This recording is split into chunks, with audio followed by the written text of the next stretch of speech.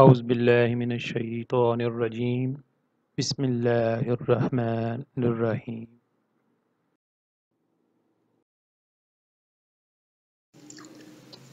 Assalamu alaikum students, I am Dr. Mirza Irfan Yawar, Associate Professor of Chemistry at University of Education, Lahore, Dera Ghazi Khan campus, and we are studying organometallics. Today we are going to discuss the third lecture which is related to the main group organometallic compounds. तो यहाँ पे मैं आपको बताना चाहूँगा कि अगर आप इस कोर्स को फर्दर स्टडी करने के लिए कोई बुक पढ़ना चाहते हैं तो रिकमेंडेड बुक्स जो हैं उनके अलावा एक बुक है अजय कुमार गुप्ता की, इंडियन ऑथर की, वेरी इजीली अवेलेबल है, बड़ी आसान इंग्लिश में लिखी हुई है, that would be really good for you. आप वो बुक जो है वो इलेक्ट्रॉनिक फॉर्म में इंटरनेट से डाउनलोड कर लें। अगर आपको नहीं मिलती तो आप मुझे ईमेल करें, ठीक है, मेरे ईमेल आईडी पे, तो मैं आपको ये बुक जो है वो इलेक्ट्रॉनिक फॉर्म में वाया ईमेल सेंड कर दूंगा, जिसको डाउनलोड करके आप ऑर्गेनोमेटालिक्स जो है इससे स्टडी कर सकते हैं। This is very helpful book. और टुडे जो है हम डिस्कस करने जा रहे हैं organometallics for of the main group elements. Main group organometallics. First of all, you should know what are main groups and what are organometallics. As previously we have discussed that organometallic compounds are those in which one part is organic and one is metal, and the organic part should have carbon which should be directly attached to the metal. So in this lecture we will discuss especially the main group organometallics, which are group number 1, 2, 3, 4, 5, 6 and 7, in which the main group metals are present. What are main group organometallic compounds? Organometallic compounds of main group elements have many structural and chemical similarities to the analogous hydrogen. What does it mean? कि जो organometallic compounds of main group हैं, जिनमें first group है hydrogen, lithium, sodium, barium, potassium, hydrogen, lithium, sodium, potassium, और really magnesium, calcium, strontium, ये दोनों main groups में आते हैं। इनके जो ऑर्गेनोमेटालिक कंपाउंड्स हैं वो सिमिलरली बिहेव करते हैं, जैसे कि उनकी केमिकल प्रॉपर्टीज जो हैं वो बिल्कुल सेम होती हैं जैसे कि हाइड्रोजन कंपाउंड्स होती हैं, ठीक है। जैसे this is because the electronegativity of carbon, this is because the electronegativity of carbon and hydrogen are almost same। की जो इलेक्ट्रोनेगेटिविटी है कार्बन की और वो हाइड्रोजन की, वो तमाम दोनों जो हैं वो आपस में सिमिलर हैं, जिसकी वजह से इनकी केमिकल प्रॉपर्टीज और जो रिएक्शंस हैं वो भी सिमिलर हैं। Hence metal to carbon and metal to hydrogen bonds similar polarity की, उनकी जो पोलैरिटी भी है वो सेम है। Organometallic compounds of the alkali metals. First of all we will discuss the alkali metals like sodium, potassium, that can also make alkali bases. So all organometallic compounds of group 1, जो group 1 है उसके तमाम के तमाम जो metals हैं जब वो ऑर्गेनिक लिगेंड्स या ऑर्गेनिक मॉलिक्यूल्स के साथ बॉन्ड बनाते हैं जो उसके ऑर्गेनोमेटालिक कंपाउंड्स बनते हैं, और लेबाइल एंड पायरोफोरिक, मीन कि वो तमाम के तमाम वेरी लेबाइल हैं। लेबाइल मीन कि वो हाईली अनस्टेबल हैं, पायरोफोरिक हैं मीन कि वो फ्लेमेबल हैं, बहुत जल्दी फ्लेम पकड़ते हैं, उनको आग लग जाती है, ठीक है, एंड वो बहुत ही जल्दी मॉइस्चर के साथ रिएक्ट कर जाते हैं और कॉरस्पॉन्डिंग ऑर्गेनिक मॉलिक्यूल बना देते हैं, और जो फर्स्ट ग्रुप की मेटल है वो कॉरस्पॉन्डिंग बेस में कन्वर्ट हो जाती है, ठीक है। Organic species that readily lose protons from ionic compound with the group 1 metals, कि जो ग्रुप 1 की मेटल्स हैं उनके साथ जो ऑर्गेनिक स्पीशीज अटैच होती हैं वो रेडिली क्या करती हैं कि मेटल जो है वो प्रोटॉन को लूज कर देती हैं, ठीक है, विद ग्रुप लाइक ये एक एग्जांपल है, नीचे के सोडियम है C5H5 के साथ जब हम इसको ट्रीट करते हैं तो हाइड्रोजन गैस इवॉल्व होती है और sodium ethane ethyl sodium C6H5 sodium जो है आपके पास एक कंपाउंड बन जाता है, ठीक है। इसी तरह से बाकी मेटल्स के साथ भी रिएक्शन होता है और जो मेटल होती है वो एक प्रोटॉन निकाल के और उसकी जगह पे खुद अटैच हो जाती है इन द फॉर्म ऑफ कैटाइन और जो नेगेटिव पोर्शन है वो उसका ऑर्गेनिक पोर्शन बन जाता है। Now we will move to the next slide,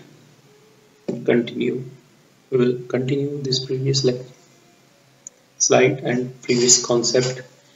इसमें हम क्या करेंगे कि जो सोडियम मेटल हमने लिए है हम उसको मुख्तलिफ किस्म के जो ऑर्गेनिक स्पीशीज हैं उनके साथ ट्रीट करवाएंगे। For example sodium and potassium form intensely coloured compound with aromatic species, के जैसे ही हम उनको एरोमेटिक स्पीशी के साथ ट्रीट करते हैं तो वो एरोमेटिक स्पीशी जो है उससे एक प्रोटॉन ऑब्स्ट्रैक्ट होता है, ठीक है, वो गैस में कन्वर्ट होकर हाइड्रोजन की फॉर्म में इवॉल्व हो जाता है और ये जो जैसे नेफ्थलीन है एरोमेटिक स्पीशी है इसके ऊपर नेगेटिव चार्ज आ जाता है जो मेटल के साथ साल्ट होता है, ठीक है।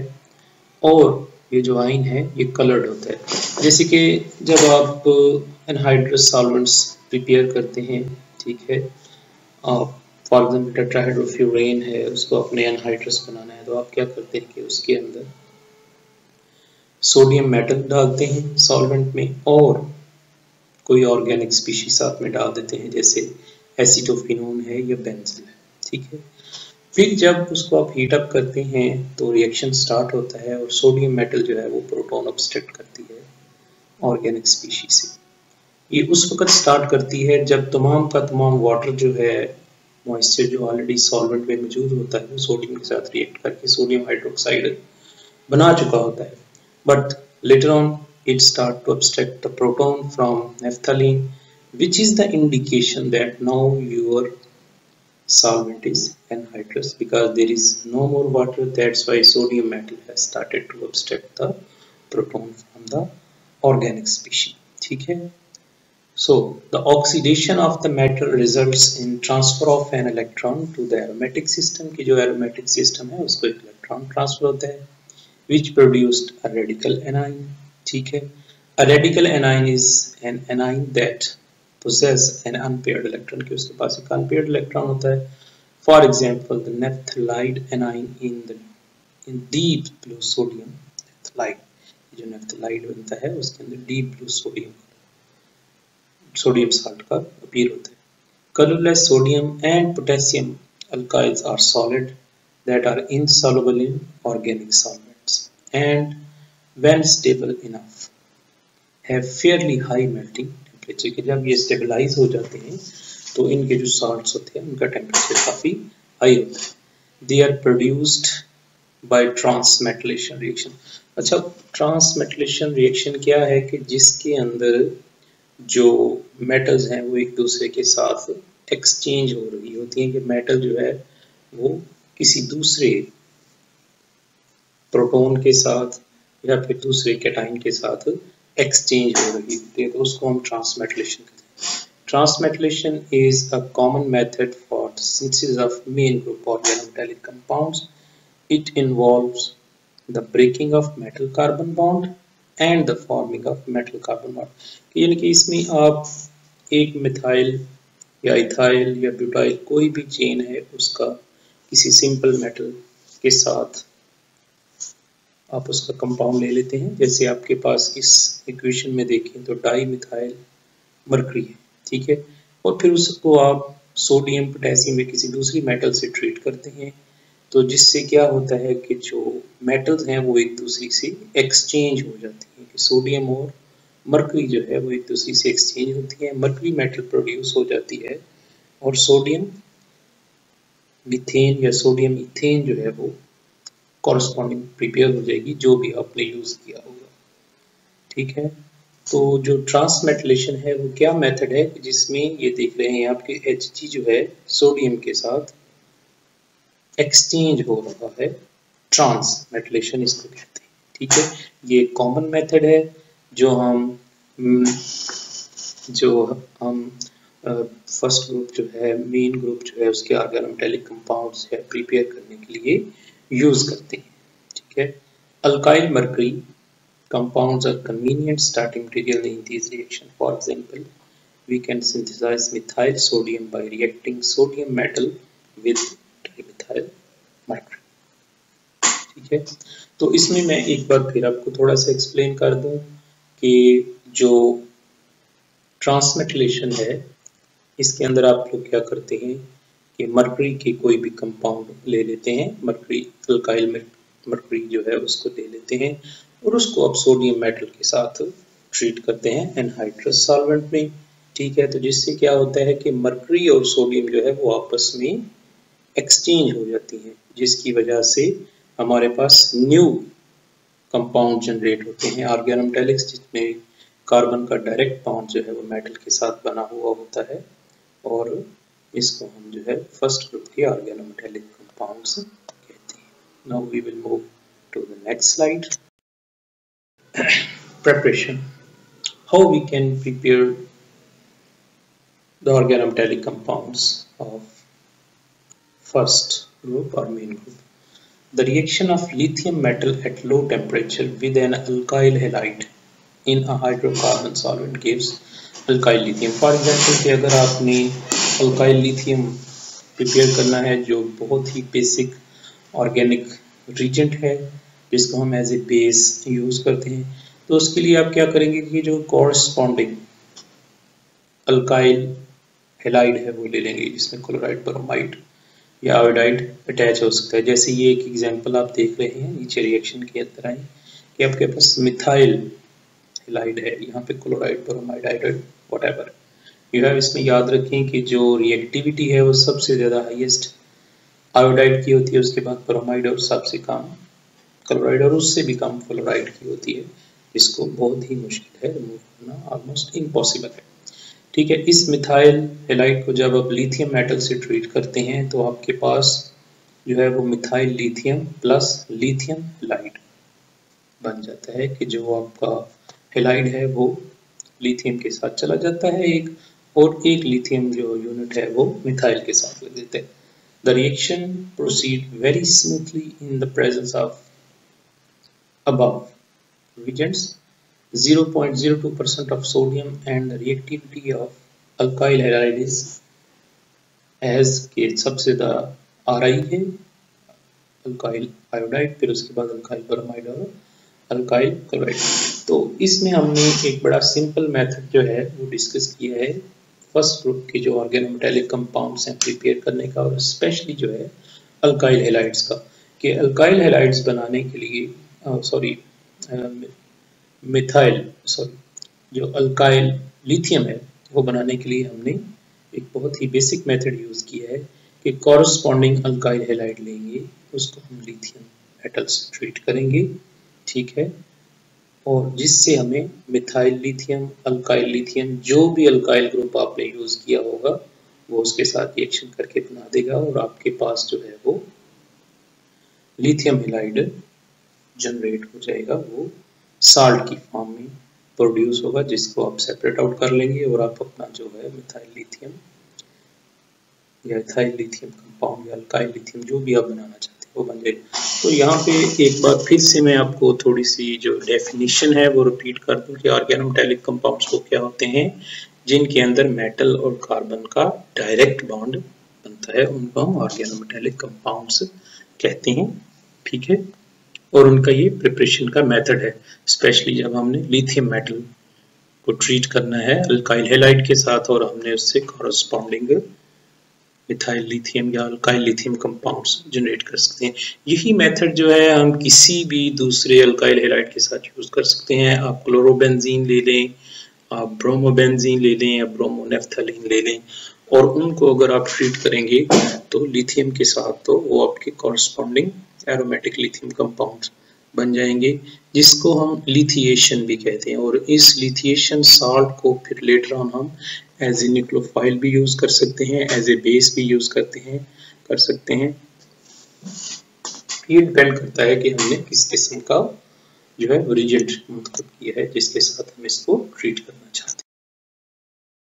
ठीक है, there are some further preparations of organolithium compounds in detail. So alkyl halides will react with some metals like M0 in ether or THF to form organometallic reaction. What does it mean? M0 मतलब कि जो standard metal है उसको हम use करेंगे, sodium metal होगी, lithium metal होगी, ना कि हम जो है उसका कोई सॉल्ट यूज करेंगे इन कंपाउंड्स के अंदर। ठीक है, तो ऑर्गेनोलिथियम कंपाउंड्स बनाने के लिए आपने लिथियम जीरो ऑक्सीडेशन स्टेट में ली और उसको अल्काइल हैलाइड से ट्रीट किया in the presence of diethyl ether, और इसके अंदर हमें बड़ा लो टेम्परेचर रखना होता है।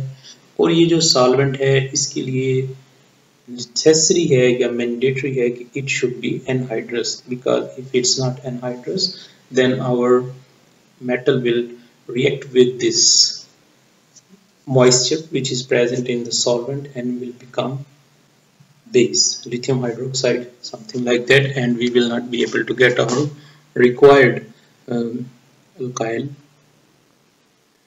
lithium or organometallic compounds. So that's why it's very much important to use the anhydrous solvent. And here we are treating this Rx with Li, lithium in zero state, in diethyl ether, and we are getting RLi plus LiX. ठीक है, अब इस reaction के अंदर आप देखें कि जो आपके पास प्रोडक्ट बन रही है उसके अंदर जो आपकी कार्बन है उसके पार्शियल नेगेटिव चार्ज आएगा और लिथियम के ऊपर पार्शियल पॉजिटिव चार्ज आएगा, और यही वो रीजन है जो इसको रिएक्टिविटी की तरफ लेकर जाती है कि इसकी वेरी स्ट्रॉन्ग रिएक्टिविटी होती है कि ये जो पार्शियल पॉजिटिव चार्ज है ये ऑलमोस्ट एज न्यूक्लियोफाइल या बेस एक्ट कर सकता है, depends upon the stability of this alkyl group, कि वेरी स्ट्रॉन्ग बेस हो सकते हैं और वेरी स्ट्रॉन्ग न्यूक्लियोफाइल्स भी हो सकते हैं। Organolithium reagents are most commonly used as very strong bases and in reaction with carbonyl compounds के जो ये ऑर्गेनोमेटालिक्स के अंदर जो हम मिथाइल लिथियम या ब्यूटाइल लिथियम या अल्काइल लिथियम रिएजेंट्स हैं, इनको एज ए बेस यूज करते हैं कि ये रिएक्ट करते हैं और हाइड्रोजन को ऑब्स्ट्रैक्ट करते हैं और जो कॉरस्पॉन्डिंग एनाइन बनता है वो फर्दर आगे फिर रिएक्ट कर सकता है। Here is the examples again. Rx we have treated with the metal in zero state and we will get Rm. If there is water then this R will react with the water and we will get RH and MOH. So that is the reason that we should have this reaction in anhydrous condition. We should avoid the water, the moisture, and this reaction should be done in a closed box or in closed environment where there should be no oxygen and no moisture. So now we will move further.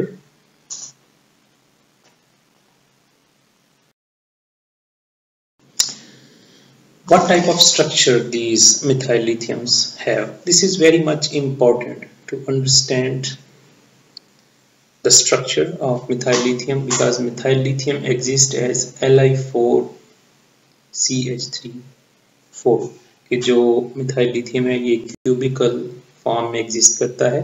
ठीक है, जिसके अंदर 4 मिथाइल्स और 4 methyl groups और 4 lithium metals हैं, उन्होंने आपस में एक दूसरे के साथ जो है वो बॉन्ड्स बनाए हुए होते हैं। ठीक है, with a tetrahedron of lithiums atom and a bridging methyl group, कि जिसके अंदर जो ये लिथियम है ये बिल्कुल ऐसे 4 अटैच हैं जैसे कि ये टेट्राहेड्रॉन का स्ट्रक्चर बनाया हुआ होता है, और ये चारों जो हैं they all 4 this lithium are attached और making bridge with the methyl group, कि मिथाइल ग्रुप ने भी तमाम लिथियम से ही ब्रिज बनाया हुआ होता है। Methyl groups which with each carbon atom essentially 6 coordinate 3 hydrogens of the methyl and 3 lithiums कि जो इसकी 3 हाइड्रोजन्स हैं उन्होंने लिथियम के साथ dotted bonds बनाए होते हैं जिसको हम कह सकते हैं this is some sort of aggregation, this is not the bond, just to stabilize the structure. In hydrocarbon solvents Li6CH36 is also present. This could have been also observed that in the form of octahedron, and its structure is based on an octahedral arrangement of the lithium atoms. Other lithium alkyls adopt the similar structure except when the alkyl group become very bulky, as in the base of tertiary Ci3C when the tetramers are the largest species to form. तमाम जो alkyl lithium compounds हैं उनके structure approximately इसी form में बनेंगे, लेकिन जब हमारे पास when we will have our this alkyl group very bulky like tertiary butyl or n-butyl, then it's somehow difficult for them to arrange in this tetrahedron formation and they will not be present in this form. Here a diagrammatic view is shown in aggregation that these lithiums are 3 lithium atoms. When they form bond with the carbon, they form 2 type of structures, one is tetrahedron and one is octahedron. So in solvent this structure exists. So I hope so you have understand this concept that why these lithium salts are very much stable in the solvent, because they exist in tetrahedron type structure and octahedron type structure with their methyl and lithium. So how can we prepare some other organometallic compounds of lithium? So to prepare different type of organolithium compounds we can do different type of reactions, especially in organic chemistry we use aromatic halides and we treat it with the corresponding n-butyl lithium instead of metal. This is another matter. Another route to the preparation of the organolithium compound is the use of metal halogen exchange reaction की इसमें पहले हमने जो है ट्रांसमेटलेशन की थी जिसमें दो मेटल्स आपस में एक्सचेंज कर रही थी, but here we are using the metal and halide exchange reaction. This method is useful for the preparation of organolithium reagents that cannot be obtained from alkyl halides and the metal directly. For example ये जो aromatic region है अगर इसको हम directly lithium metal से treat करें तो ये इतनी आसानी से रिएक्शन नहीं होता. There are some problems of the solubility and stability. That's why we use another method and we use the corresponding n-butyl lithium or any other base. In this case what will happen, in this trans method the metal will be exchanged with the halide. You can say the metal and halide exchange reaction. तो ये जो bromide है ठीक है ये lithium के साथ exchange होगा और आपके पास ब्यूटाइल ब्रोमाइड अल्काइल हैलाइड बन जाएगा और कॉरेस्पॉन्डिंग जो है एरोमेटिक की lithium salt बन जाएगा. These are somehow very much stable salts because this negative charge here is delocalized on this aromatic ring which make it very much stable, and later on we can use this for any other treatment with any other electrophore. And here is another example of furane bromide. So you have treated it with n-butyl lithium and at the end you get at this position lithium and this bromide has been exchanged with the metal and you get butyl bromide. In this method organic halide is treated with alkyl lithium. This process is best suited for the preparation of aryl lithium derivatives. So अगर हमने aryl lithium derivatives different type के prepare करने हो तो उसके अंदर हम इसको in situ use करते हैं कि पहले हम अपनी reaction flask में अपना aromatic halide जो है वो डाल देते हैं, then we add n-butyl lithium into it and we get immediately this in situ lithium aryl lithium that can be used for further reaction to prepare some other compounds. So here I would like to explain some reactions of butyl lithium with different compounds. For example, we have boron chloride. We treated it with n-butyl lithium. So to balance this equation, we need 3 molecules of butyl lithium. Then it form tri-butyl borane plus lithium chloride. Okay, even we can prepare from n-butyl lithium the main groups, uh, uh, some other metallite halides too, like borane. If we want to prepare borane, we can use this borane chloride. We can treat it with n-butyl lithium, and then we will get corresponding tributyl borane plus lithium chloride. Reactivity as a nucleophile. The addition of polar like C double bond X, X could be oxygen, nitrogen, or it could be C triple bond X. In this case, what will happen? See this structure. This is Rm. R is alkyl group and M is metal, which has positive charge, and this has the negative. And here you have a carbonyl compound, or you can say the ketone. In this ketone, you should see here is partial positive charge. This alkyl group, negatively charged anion, will attack on this electropositive center. What will happen? This double bond will open, and we will get here the negative charge on oxygen, and this metal will be attached to this oxygen. In this way, a new bond between this carbon and this R is will be formed. ये carbon जो है carbonyl group की और इसके और जो organometallic compound का alkyl group था उसके अंदर CC बॉन्ड फॉर्मेशन होगा.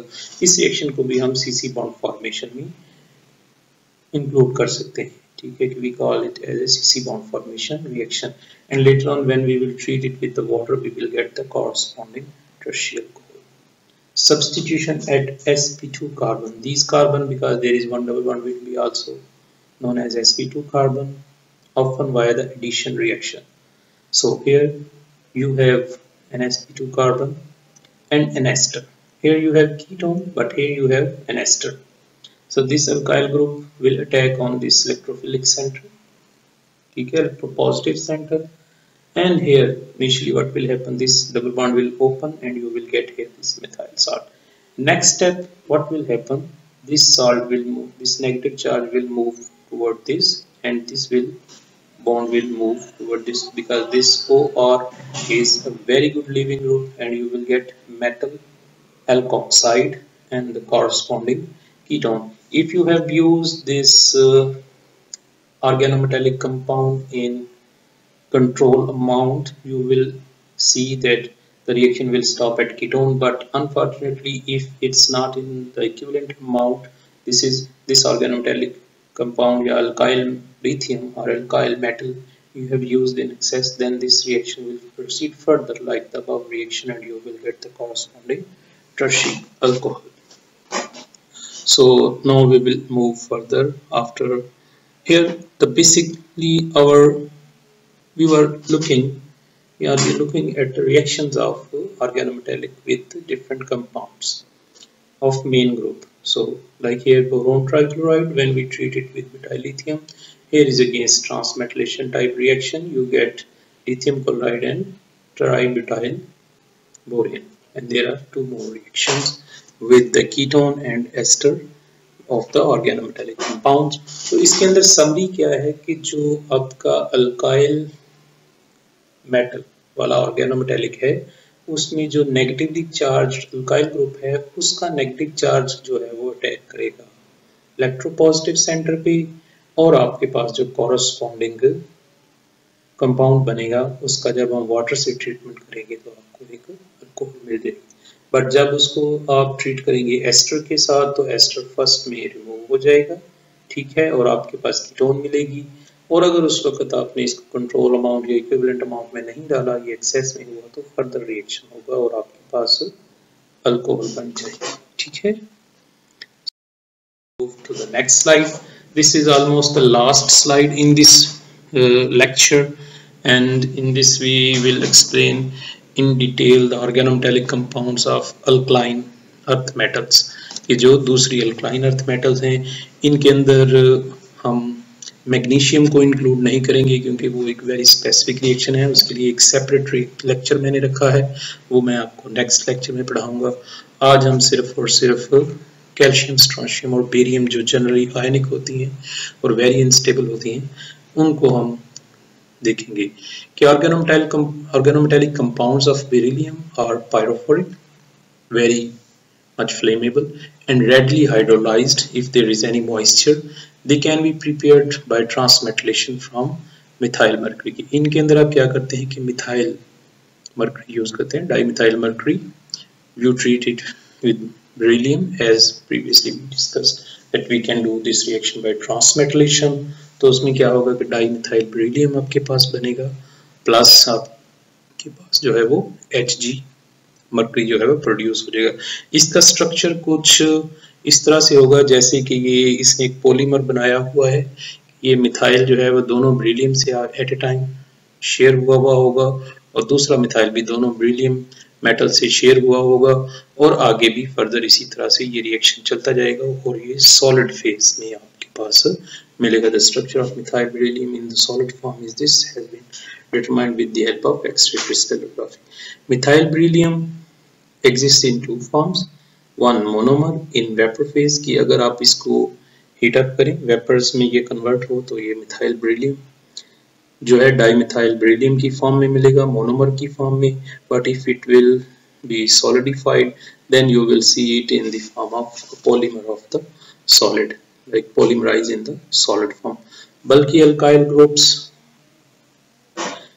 prevent polymerization, for example tertiary beryllium is a monomer even in the solid phase।